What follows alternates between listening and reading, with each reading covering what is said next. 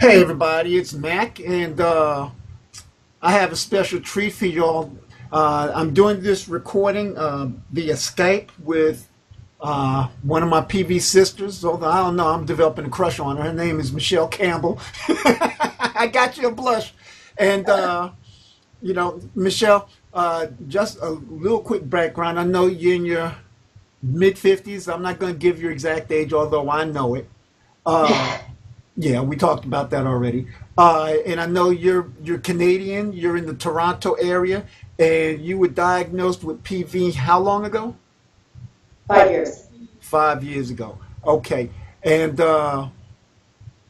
so I guess I'm gonna just jump right into it. What is First of all, tell how you were diagnosed because I thought that was kind of interesting. About, well, a few years ago, when I was 47, I had a mini stroke. And at that time, they wanted me to quit smoking and that because my hepatic was high and so was my hemoglobin because that's what smoking will do to you. And of course, I did quit for a bit, but then I went back to it. And then due to another reason, I was on medication, which depleted my vitamin D, and I broke my rib cage. And I met with Dr. Khan, who's the top bone specialist here in Toronto. And at that time, she said, I wouldn't be a bit surprised if you had polycythemia. And I mean, I'm like, yeah, whatever. And I went about my business for another 2 years. And then I just wasn't feeling right. I've always felt like my head was in a vice. And so my family doctor, Dr. Reynolds, started doing all these tests on me. And finally he said, I think you might have hemochromatosis.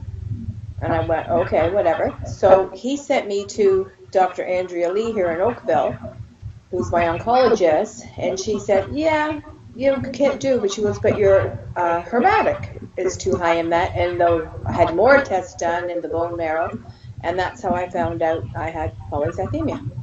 Wow, all this from a broken, broken. Wow, that's amazing.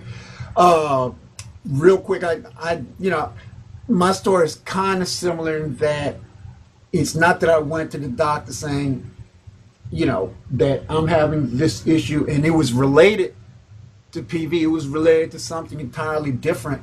And they took blood tests and they came across the issues with my blood. So, and I think that's the case with most people. I think most people probably just find out almost by accident. It's not, hey, check my blood. No, it's that they're checking something else.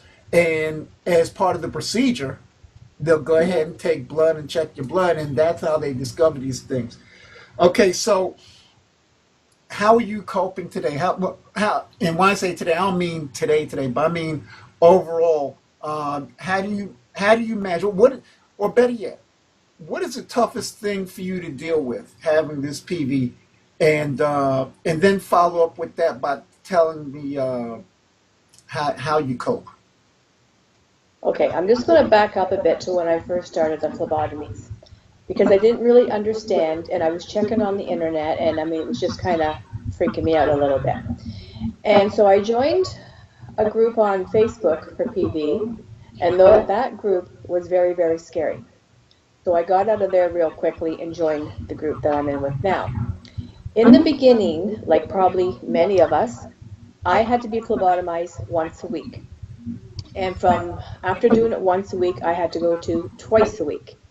And during that time, well, I thought I was dying. I couldn't stand up. I was so weak, just like we've all experienced. And at that point in my life, I didn't want to live because I couldn't understand what was going on. I mean, you're dehydrated. I had to go to the hospital a few times for that. And it was just, I guess, because all this was new to my system, these phlebotomies and that.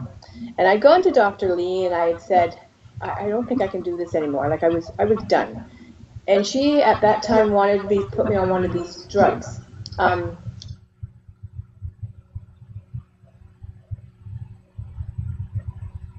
To tolerate the phlebotomies, we don't have to do it. And I'm going, well, what's the drug? And she goes, well, it's a cancer drug. And I'm going, but I don't have cancer. And she goes, it's a